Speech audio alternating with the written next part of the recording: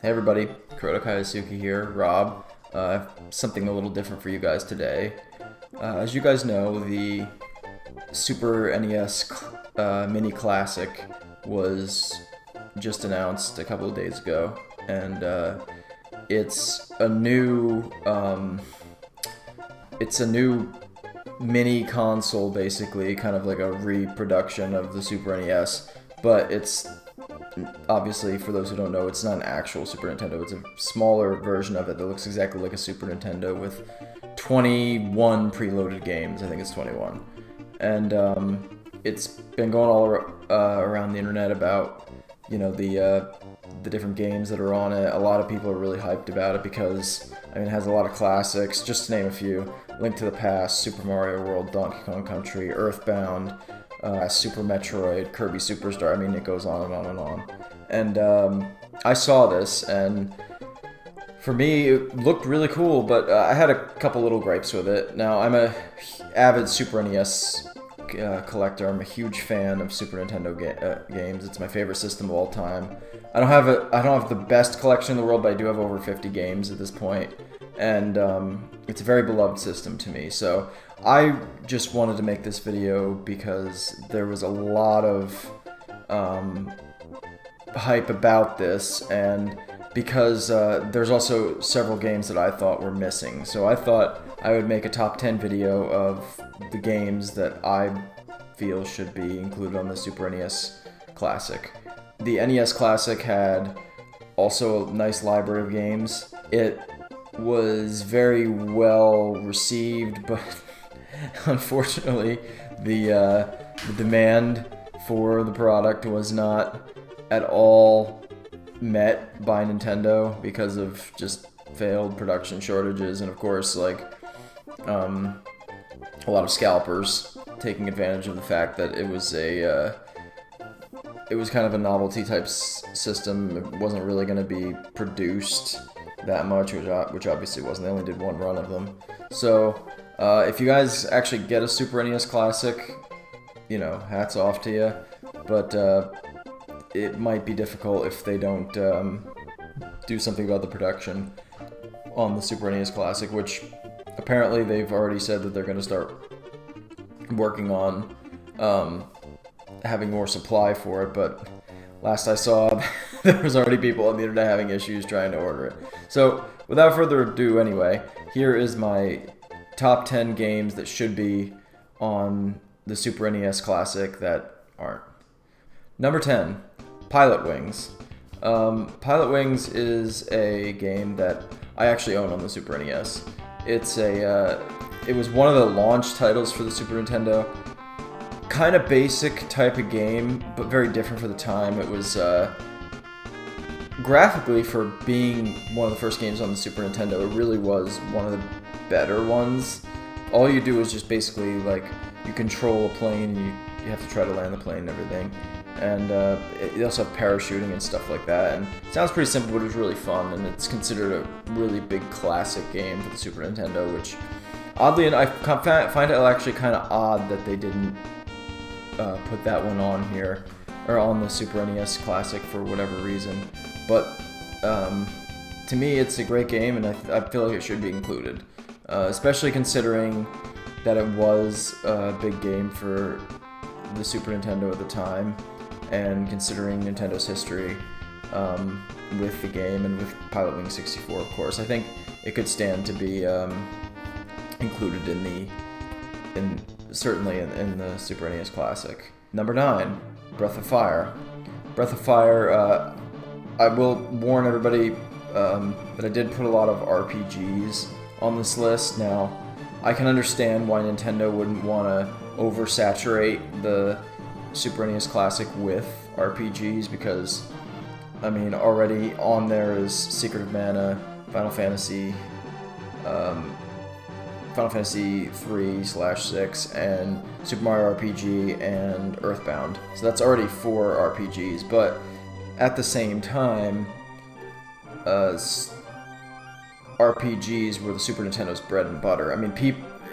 The Super Nintendo is still hailed as probably the best game console for RPGs in the whole history of gaming. I mean, you had Earthbound, Chrono Trigger, Super Mario RPG, Final Fantasy IV, Final Fantasy VI. I mean, the list goes on and on and on. Just huge classic games that are considered now just the pinnacle of RPGs and RPG gaming. Breath of Fire was, I think, a really great RPG. Great story, basic turn-based kind of gameplay, but also a very popular game, and I think big enough where it warranted inclusion in this. Number 8, Killer Instinct. Killer Instinct, man, this was a game for me. This personally I put on here because this was the game I bought the Super Nintendo in 1995. Well, I didn't buy it, I got it for Christmas. And Killer Instinct came with it. There's only, as far as I could see from the list, there's only two other fighting games for the included on the Super NES Classic, and this is not one of them. Why this isn't, I have no idea. Killer Instinct is probably the best fighting game on the Super Nintendo. It's between that or Street Fighter 2, which is included, but there's only, if you could really count Super Punch-Out as the other fighting game, I wouldn't count it as the other fighting game personally, at least not in the same vein as, like, you know, Street Fighter 2 and Killer Instinct. So I don't think it's really too many. I don't think it's an inclusion of too many fighting games personally. I think Killer Instinct's got to be included. I don't know why Nintendo didn't decide to include it. I don't know if it was a thing with Rare or something. I have no idea. But for whatever reason, it's not in the Super NES Classic. And I mean, it's a fun game, unique cast of characters, unique art. I mean, it's a fantastic game. So I would definitely include Killer Instinct. I think that's a big hole in that lineup there. You can't blame Nintendo solely for it. I don't know what exactly their relationship is with that game. I know that there was a new Killer Instinct that came out on the Xbox One, so maybe they saw it as like a conflict of interest or something. I don't know, but it certainly should, to me, be included in the Super NES Classic. Number 8, Tetris Attack, or any other puzzle game. There are no puzzle games in the whole lineup. I chose Tetris Attack because it's my personal favorite, or Panel de Pon as you Japanese players know it as. But Tetris Attack is a phenomenal game, really. Best puzzle game on the Super NES, but I would say that the pool of games that they have is definitely lacking in the puzzle game department. I really believe that it needs at least one good puzzle game, and I think Tetris Attack would be the perfect one. I'd be willing to accept Wario's Woods would be great, or Yoshi's Cookie was a good game, or even a really good one would be Tetris and Dr. Mario, because you have 2 for 1. I mean, why wouldn't you include that in there, you know? There's plenty of other puzzle games too, Kirby's Avalanche, there's Tetris 2, there's a whole bunch of stuff for the Super Nintendo, so to not include one puzzle game seems like, I don't know, it just doesn't seem right to me. My choice specifically would be Tetris Attack, because it's challenging, it's fun, it's great to play with, play multiplayer with, versus against another player, and the Super NES Classic does come with 2 controllers, so it would be a perfect game to include in the Super NES Classic. At least one puzzle game I think would be good for it. Number 6, Teenage Mutant Ninja Turtles: Turtles in Time. This one doesn't surprise me that it's not on the Super NES Classic, because it is a game based off of a film, a series of films, cartoons, comic books, whatever. But Turtles in Time is so universally hailed as one of the greatest games one of the greatest beat 'em up type arcade ports ever, and it's considered one of the greatest games for the Super Nintendo. I mean, you guys know I played this. I played the game with James on the channel, and it's a phenomenal game. It's fun to play 2-player with, co-op. Just beat the hell out of the game. I mean, it's just fun, and the verse mode's fun too. But it seems to me a crime not to have Turtles in Time on there. I mean, it's just it's a classic game, and it would be a good opportunity for people to be able to play that game. So I think it really should be included. Number 5, any Enix title. Any Enix RPG title is what I should say.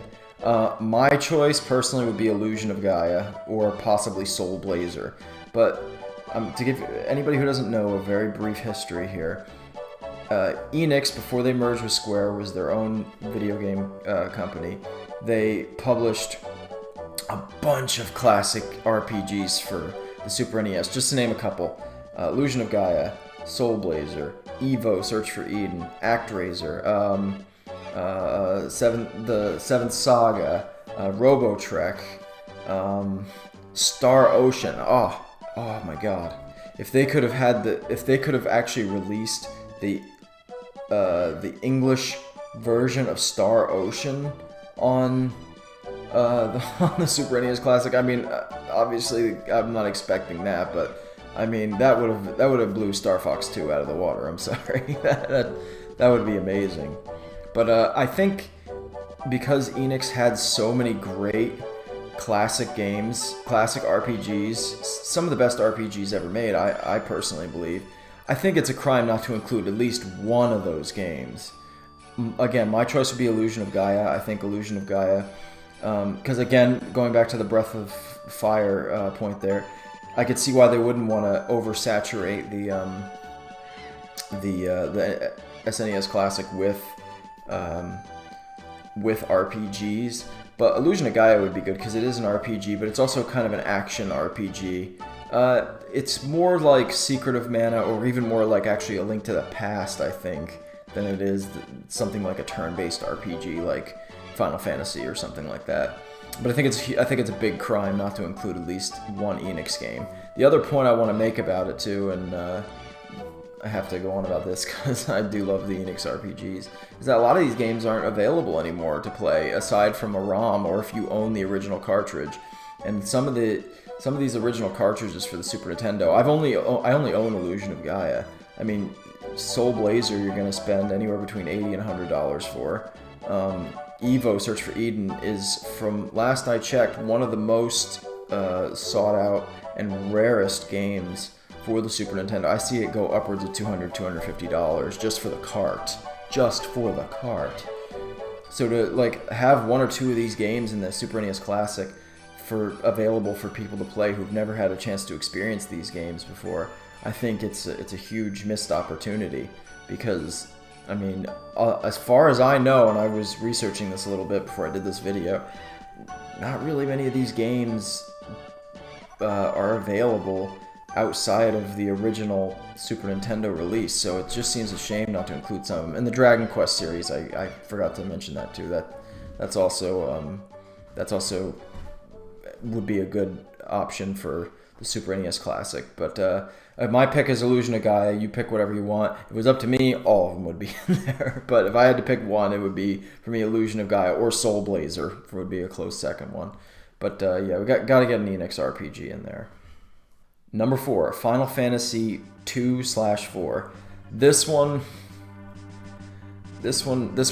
really bothers me. This is one of the worst omissions here for me because I personally think this game is at the very least as good as, if not better than, Final Fantasy 6 or 3. That's a highly debatable statement, or a highly debatable statement for sure. But to me, it's a classic RPG, and I don't see why they couldn't just include both of them in that. Again, oversaturation of RPGs, maybe. I don't know. I don't think so. I think the Super Nintendo, for being known as like the cream of the crop when it comes to classic RPGs on the system, I think to not include that game was a big miss because it's, first of all, again, it was another one of those first launch.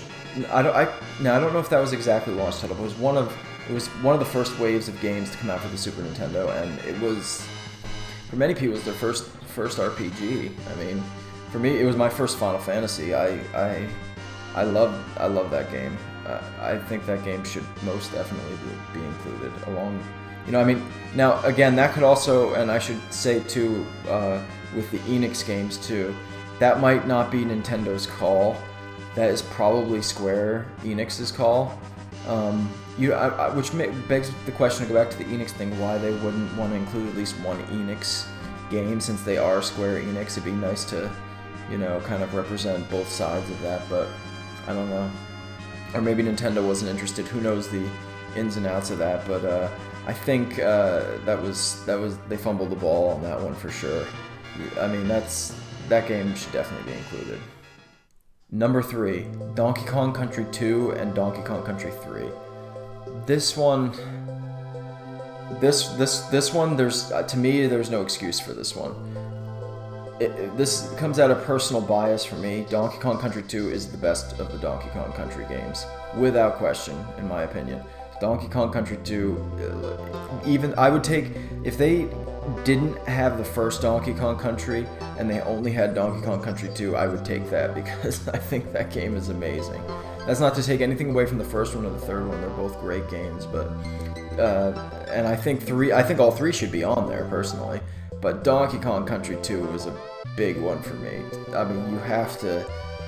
That's a classic game. That's the game that that was the Donkey Kong Country I owned when I was a kid. I didn't play the other two I actually didn't beat the other two until recently with Rachel, but Donkey Kong Country 2 and Donkey Kong Country 3 have to be included, absolutely. I think all three Donkey Kong Country games should have been in there. I don't know why they wouldn't have included all of them. Maybe, again, it's a thing with Rare, I don't know. I think that's the key to that. I mean, it could be the same problem same reason why they don't have Killer Instinct, so I don't know. But I think Donkey Kong Country 2 and 3 should most definitely be in there, especially Donkey Kong Country 2, emphasis on that, because that's one of the greatest platformers of all time, in my opinion. Number 2, Super Mario AllStars. This one, I see sort of why they didn't put this one in, because I get it, because the NES Classic had Mario 1, 2, and 3. But the thing is, the NES, nobody could get the NES Classic. I mean, it sold well on paper, but it didn't really, like, a lot of people didn't have a chance to grab an NES Classic. And Super Mario All-Stars, aside from that, is one of the best-selling games for the Super Nintendo. And also, it's not the same. It's not like it's the same exact games. They're redone, like they're graphically enhanced. All the bugs are taken out of them. I mean, they really polished them up. Plus, you have Super Mario, the Lost Levels included in there. So to me, this was a game this was the first Super Nintendo game I had, and I think it's a crime not to have that game in there. I mean, in a way, I see why they didn't, but at the same time, it was a stupid mistake, because the thing is, it's like that's 4 games in one, you know. Or they could have even made it even easier, and instead of adding Super Mario World, they could have just had Super Mario All-Stars and Super Mario World. That might have been an even better idea. And then you'd have 5 games in one, you know. I think that is a really, really big miss. I don't know why they decided not to include Super Mario All-Stars. It seems kind of foolish, personally. But I guess I can kind of see it. I mean, here's the thing. In theory, if they were still had the NES Classic, why would they do that when people could just buy the NES Classic and have 1, 2, and 3? But it still doesn't make any sense, because first of all, they ended production on the NES Classic, so it's not like it's not like that's going to affect somebody buying the Super NES Classic. It makes no sense why they would put Super Punch-Out, for example, over Super Mario All-Stars. And I'm not trying to, like, crap on that game, but, like, there's a lot of games on that list that I would not have put on before Super Mario All-Stars, that's for sure. So that one, to me, is that one dumbfounds me. I don't get that one. And finally, number 1, the number 1 game that should be included in the Super NES Classic, and I know it was one that everybody wanted, Chrono Trigger. Obviously, it was possible because Final Fantasy VI is on there and Secret of Mana is on there. Chrono Trigger is the seminal like RPG of the Super Nintendo it's, to me, it's like that is the cream of the crop there. Chrono Trigger. I mean, Reggie Fils-Aimé, the president of Nintendo of America, has even said like the two games that got him into gaming were Super Mario World and Chrono Trigger on the Super Nintendo. I mean, like, how did they not include Chrono Trigger? They should have, if they had to pick two Square games that they were going to add to the Super NES Classic, they shouldn't have added Secret of Mana. They should have put in Final Fantasy VI, and they should have put in Chrono Trigger. I mean, that's the biggest offender in this whole list is Chrono Trigger. I mean, first of all, there's only two other ways to play aside from the original Super Nintendo. Well, three, technically. If you want to download a ROM, which, that's, some people don't want to do that, but, if you're going to download ROMs, and essentially what's the point in owning the Super NES Classic anyway?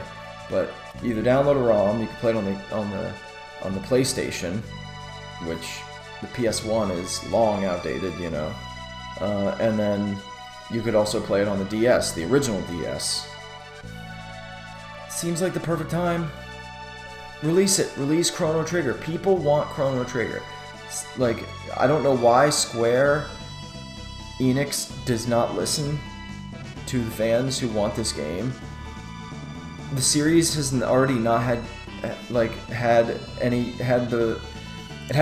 its proper due, with any kind of like a significant sequels or anything like that. I mean, it's literally just been left stagnant for many years now. Why would you not include it? It's one of the most beloved Super Nintendo games of all time. I mean, one of the most beloved games of all time, RPGs. I mean, Chrono Trigger is the one game. It's just, that one baffles me. The fact that Chrono Trigger wasn't in there, and the fact that like it appears based on the list that you could clearly see that they were paying attention to like what people were wanting. Because I mean, don't get me wrong, Super Mario RPG, Earthbound, Link to the Past, Super Metroid, Kirby Superstar, and it's great. Final Fantasy, Secret of Mana, all those. Amazing lineup of games. Super Castlevania 4, amazing. Mega Man X, all these other ones. Why would you? It just feels like it's just quite not. Like, screw everything else that I made on this list.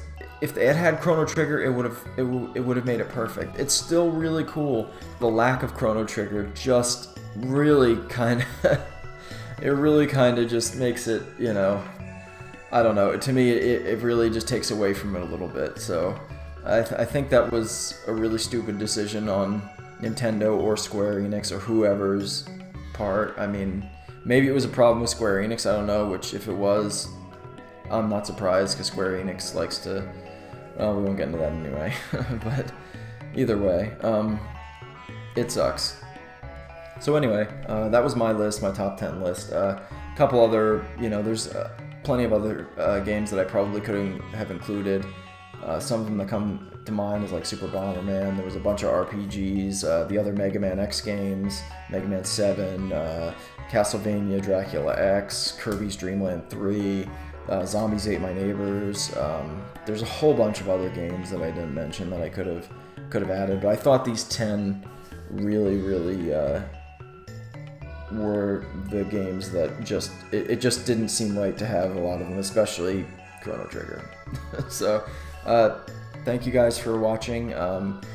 If you've just discovered my channel through this video, I also do Let's Plays 5 days a week. So if you want, down below in the description, you can like and subscribe, and thank you everybody for watching. Also comment and let me know what you think. If there's any games that you feel that I missed that you wanted to see on the Super NES Classic that aren't included or that I didn't mention. With that, we'll see you next time, and for those of you who are actually trying to get one of these things, best of luck, because I have some serious doubts as to what the supply is going to be. I'm not thinking it's going to meet demand, but I wish Nintendo luck, and I wish all of you hunting for it the best of luck. See you next time.